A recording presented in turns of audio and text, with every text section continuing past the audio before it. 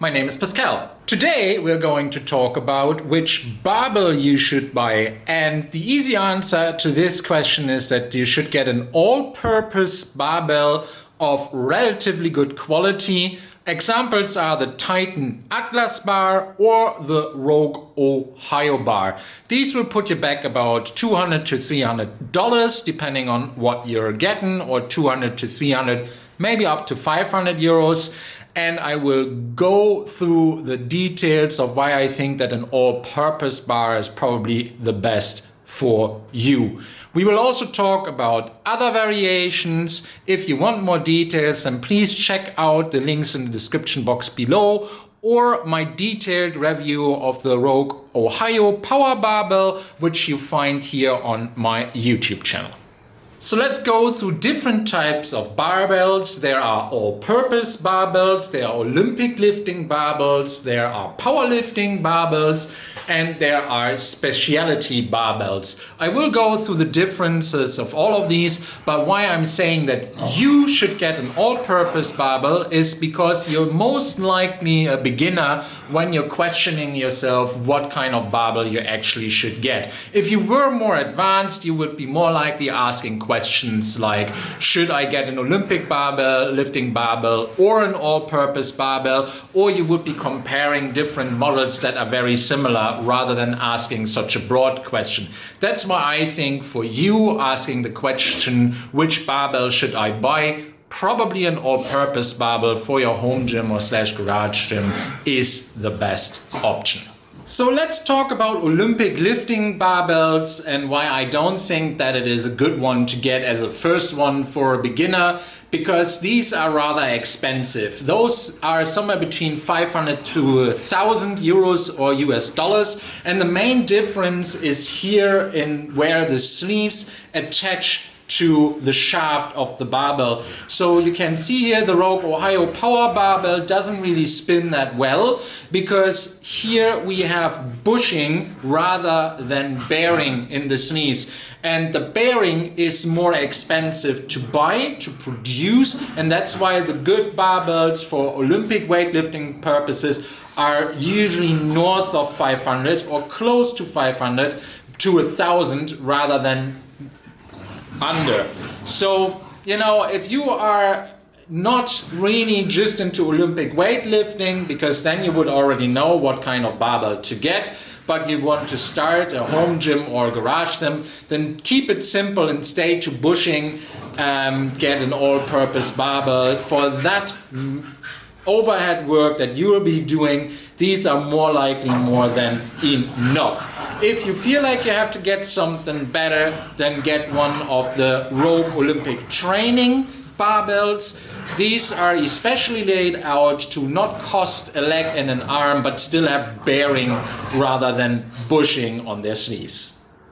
The next category of barbells are powerlifting barbells. Now, powerlifting barbells have two major differences to an all-purpose barbell. Usually the knurling is a lot more aggressive, so that you have more grip for the bench press and also for the deadlift during the movement.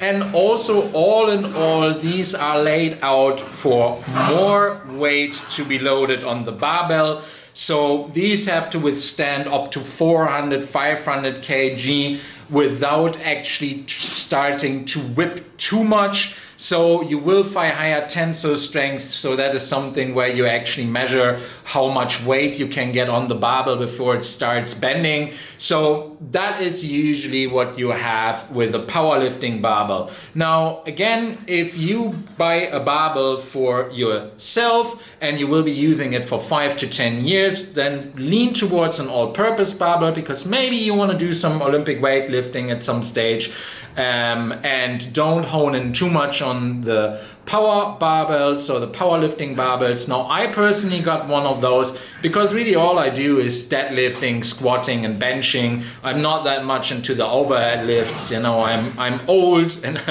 I'm resistant to learn something new. Well, so that is why I have this barbell here. So again, for most people, the all-purpose will be best. And maybe there might be even a bigger subgroup that would be interested in a powerlifting barbell, because also for bodybuilding purposes, This might be a little better than an all-purpose barbell, but you don't really necessarily need to invest the extra dollars. The last category of barbells are specialty barbells. Now, these are for the special people, as the name already would suggest. Now, what do I mean with special? Special are all those people who are really training a lot and therefore need more variety in their training, or already have to compensate for injuries that they're having. So examples for specialty barbells would be the Kabuki Cadillac bar. So the Cadillac bar is basically a multi-grip bench press bar, which makes it easier to vary the grip. You also have the MG bars from Rogue. So those are also multi-grip bars for the bench press. You have the Duffalo bar, which is a bar that is actually kind of in the shape of your back, so that you have less torque on your shoulders when you're exercising, and also for the bench press. You have the Transformer bar with Kabuki, so you can already see that Kabuki strength really is into these specialty bars, and mainly for the powerlifting community. So these bars are really expensive, and they are probably for most people a second buy for their home gym and garage gym. So don't really go near those, I think, when you're just starting out. There are other things that you can spend your money on, like a landmine or some kettlebells / dumbbells, a good bench, rather than getting a second barbell or even getting a specialty barbell to start with. I also wouldn't necessarily recommend this, because if you ever want to compete in anything like kind of weightlifting, Olympic, or in strongman, or in powerlifting, you will have some kind of barbell movement involved in these competitions. So that is really the kind of steer that will have the most applications for you. Thanks for watching. Please like, subscribe, and tell your friends about my channel. And if you have any questions, pop them in the comments section below. I always try to give very detailed answers, or get some of the other people of the community in. With that, I wish you a very nice day, and I hope to see you soon. Bye bye.